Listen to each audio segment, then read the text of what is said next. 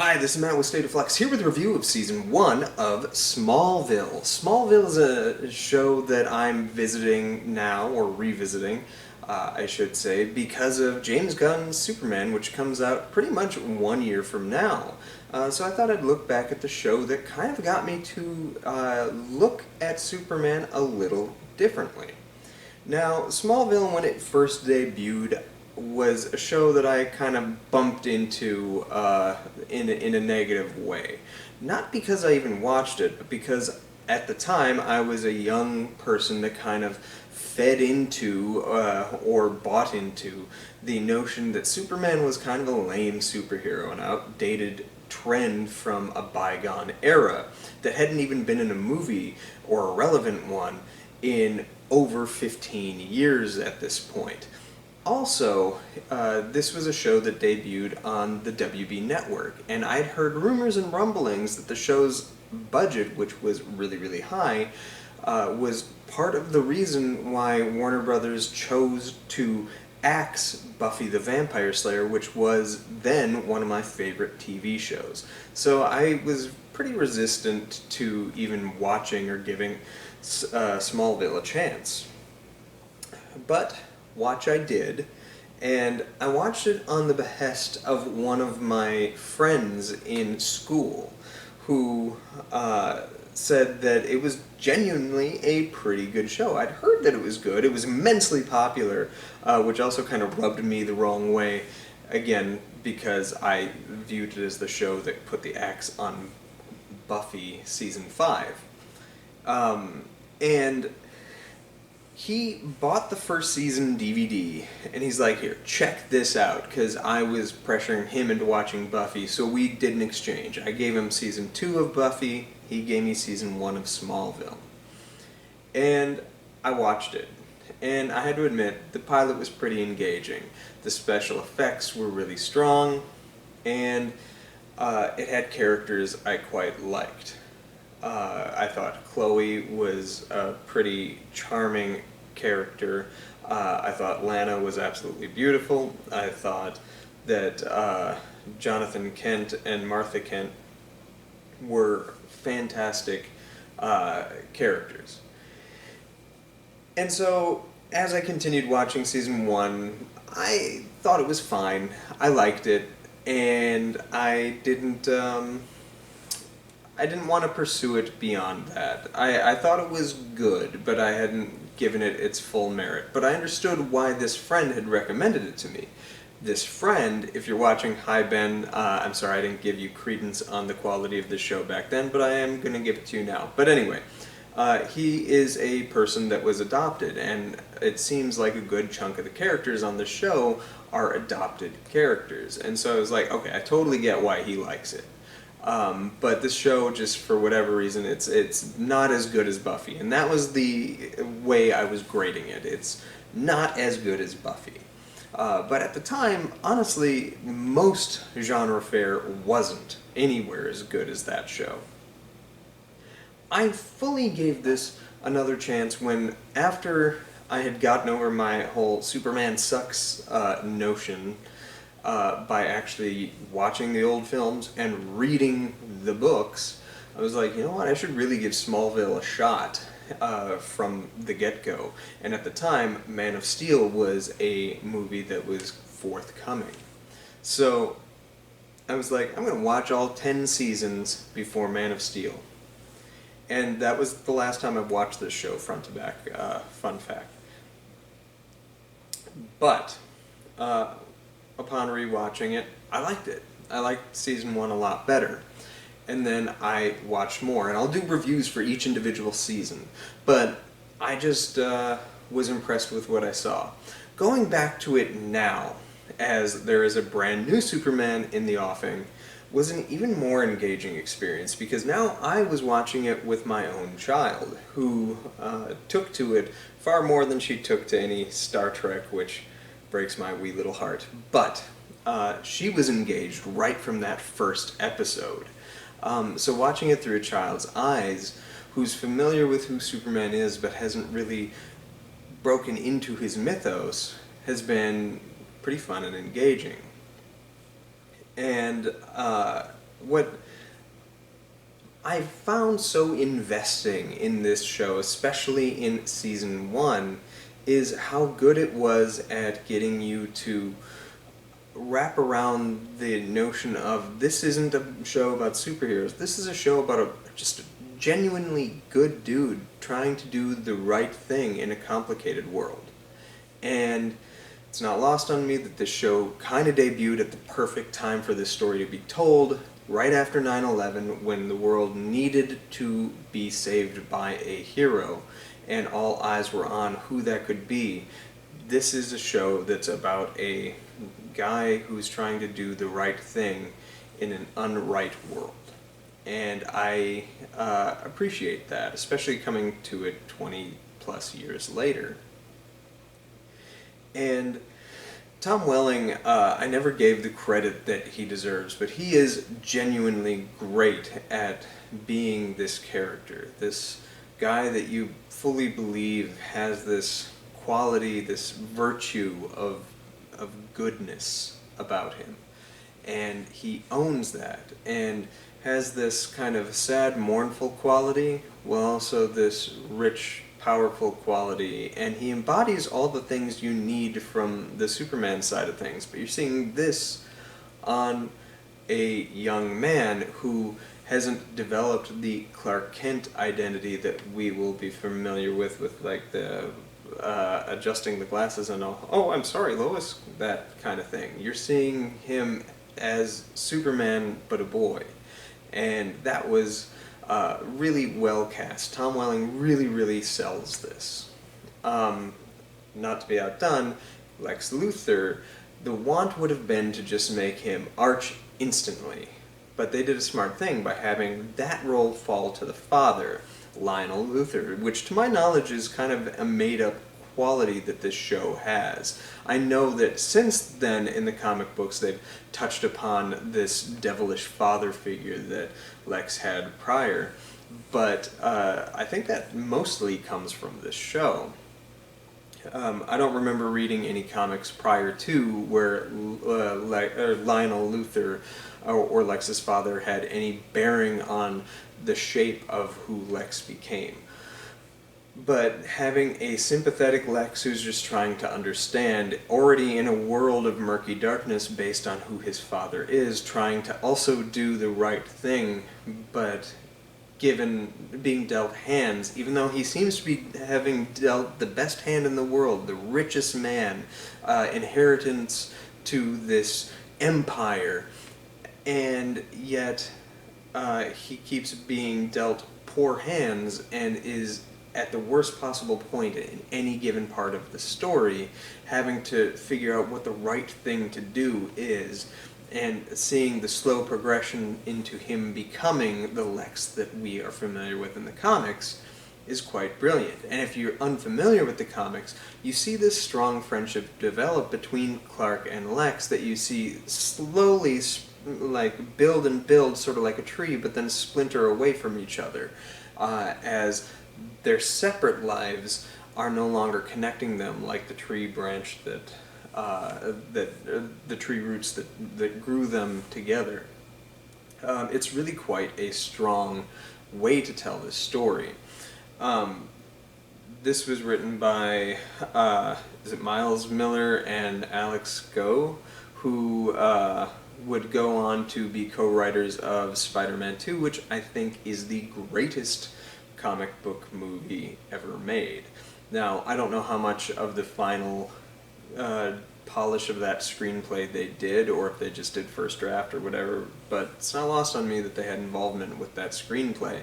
And their quality of writing in the show is pretty apparent. They harbor some of the best episodes of the show, including that pilot, including the finale, Tempest.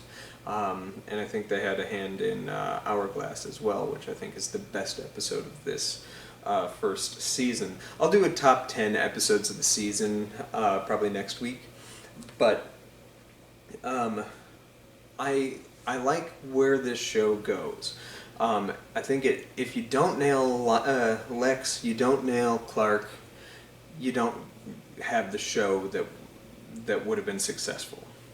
The fact that they nailed both of them so excellently is fantastic, and they cast Kristen Kreuk as Lana, and it's very easy to fall in love with that character. She's quiet, she's sweet, she's ever caring, and she is an excellent actress.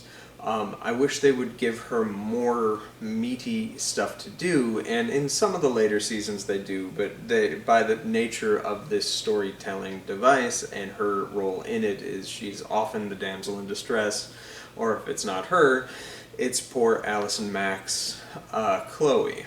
And separating the individual from the character that she played, Chloe is the crown jewel of this show. She's not so much in first season, she's very lovable in season 1, but she will go on to be the reason to watch the show in certain seasons. She is so good and so excellently played by Allison Mack. It's a shame what happened to her in her real life, and I recognize that she brought a lot of that on herself and did a lot of harm in this world, and that's too bad. So when I'm talking about her or singing her praises forward, I'm talking about the work, not the actions of the person who, did the great work within the confines of this show. But she's extraordinarily good in this show. Season 1 also includes Pete and Whitney. These are two characters that are definitely there, but don't have much of a bearing on anything. They try to give Whitney some stuff here and there, but basically he only gets a character when the actor decided to hop off the show, and so I think they tried. My guess is if I were a guessing man or a betting man, he complained about things like not having anything to do, being a one-note like villain or adversary for Clark, and so they started giving him more meaty roles, but it probably wasn't still to his liking, so he decided to hop off at the end of season 1. It's no real loss. His character doesn't have much to do. He has his best stuff in the back half of this first season, but it's still kind of a forgettable character. Ultimately, the actor does a good job. Pete's just there because it's important for him to be there. In the comics, Pete has always been an important role in young Clark's life, but they never found a way to work with him. And Sam Jones III is fine, but they never really give him a chance to showcase his qualities. He is the ultimate failing of season 1. They try and do better with season 2 and 3, but they never really quite nail his character, and he kind of gets written out of the show pretty early on. One of the big criticisms a lot of people bump into for this show is the freak of the week nature of this. And that, I get the criticism. It becomes very repetitive. You're watching television from a time period when Freak of the Week television was kind of necessary because you had to fill 22 episodes of television, which is unfathomable these days. But I never really bought into that criticism. It didn't work for me because by the very nature of what this show is an adaptation of, it's an adaptation of comic books, and comic books train you to read a new villain for each week. Yeah, sure, you'll get Lex Luthor coming back and stuff like that if you read Superman comics, but more often than not, especially in the stuff from the 70s, 80s, 90s, you had a new villain almost every issue. A lot of them are very forgettable and don't ever reappear again, and the ones that were more clever and more interesting do come back, and it's not lost on me that there are a couple villains from season 1 that are Freak of the Week characters that show back up again in season 2 or 3 or 10, and that's kind of neat and very of the comics, and I think that captures it much more so than you get in certain movies of these comic adaptations. Where I will criticize the Freak of the Week element is they never really nailed how to do it. Ultimately, what season 1 does is everybody's affected by the meteor rocks. The meteor rocks, which we know to be kryptonite, is poisonous to Clark. It's poisonous to Superman. It's the only thing that can rip him of his power and kill him. but it seems to be a poison to everybody that touches it. And it's not entirely put on Front Street that this is the case, but it poisons each person in a way that amplifies a negative trajectory of their character, sort of like red kryptonite will do to Clark in Season 2 onwards. But if you have a character who's obsessed with weight, suddenly the kryptonite milkshake that they, or protein shake that they make them lose weight in a very fashionable way, but they need to consume a lot of food in order to maintain this lack of weight. Or it's the over-sexual jock character who has a stone-cold heart, who then is freezing because he's freezing people because he's just trying to find that warmth that he is so lacking in his life and is turning to sex for. Now, some of these work better than others, but you don't really get the allegory of them most of the time. And I think that is where comparisons to something like Buffy the Vampire Slayer are much stronger, because the thesis that show has, that high school is hell, and something about the Hellmouth is going to transform our everyday occurrences of high school into a hellish nightmare version of that, plays a lot more realistically with much stronger elements of that allegory to understand it better. Like the episode Snake Boy in Season 2 of Buffy, where you have the fraternity that is like sacrificing women to the snake that lives in their basement. It's pretty clear what they're doing with that story, and it's also well written, that ties both that theme and how it affects Buffy and the characters in Buffy's life.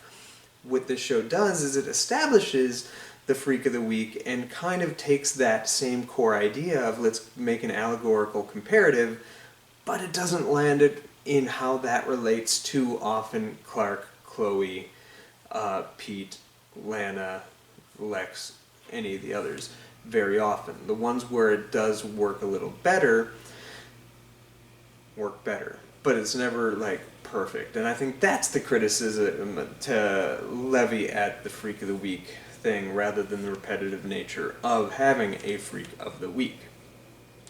That said, I think this show is good. Revisiting Season 1 has been super fun for me, and I actually liked it the best watching it this time than I had ever watched before. Now, Season 1 I've seen in total 3 times. I watched it once in my junior year of high school. I watched it twice in 2011, 2012, right after the show ended, but the announcement of Man of Steel's release date had just hit. So I think that was 2011. I watched it then, and then I watched it again now. All future seasons I've only seen one time, and so it's going to be fun revisiting them. But yeah, I had quite a bit of fun with this. I do want to get into what my favorite episodes are and the reasons for them in a future video, but what did you think of Smallville Season 1? It ends on a pretty fantastic cliffhanger, but I also feel that this is a show where the first 6 to 8 episodes are really, really strong, and then the mid-episodes are kind of weak, and then you have a very strong concluding couple of episodes. Like the last 3 or 4 episodes are pretty strong, but there's a good chunk of about 8 episodes in the middle that are like, time to check our watch, fam. I also want to mention that this show had fantastic guest stars and really good needle drops, like all the way through. Like, first of all, Remy Zero's "Somebody Save Me" is a really good song, one of the great openers, and the visual effects of seeing the meteor rocks crash land over the "Somebody Save Me" and Smallville's logo is always phenomenal. It's one of the few, along with Friends, along with Buffy and Angel, that I won't skip the chapter button to skip the credits. I love watching it every single time. Needle drops across the board are pretty strong, and mostly in that nostalgic way where you're like, wow, early 2000s music was really good, or oh wow, early 2000s rock was really not. But some of it was fun all the way through to just reminisce with these songs. But I want to talk one last second about all the amazing guest stars that show up this season. You have some really strong like guest appearances by people like the obvious one is Amy Adams because she's a multi-Oscar nominee. But you also get the amazing Tony Todd. You get the extraordinary appearance of Sean Ashmore, which is a really, really good one. His brother would go on to be a main character in this show for many, many seasons. You had Adam Brody, who I absolutely love. There's like front to back, almost every episode had somebody that would go on to some kind of fame, and that was really fun for me to rewatch because a lot of them, especially like Adam Brody, I had no memory of them being in this show, and that was really cool for me. I'm a big Adam Brody fan. Anyway, Smallville. Season 1, I give it a very firm 3 stars. It's definitely worth your time. If you grew up during that time, much like I did, I urge you to revisit this show. It is really fun. It's pretty good all the way across the board. And what did you guys think? Let me know in the comments down below. And stay tuned next week to hear my top 10 episodes of Season 1. Thanks for watching, like, subscribe, do all that good stuff. Peace.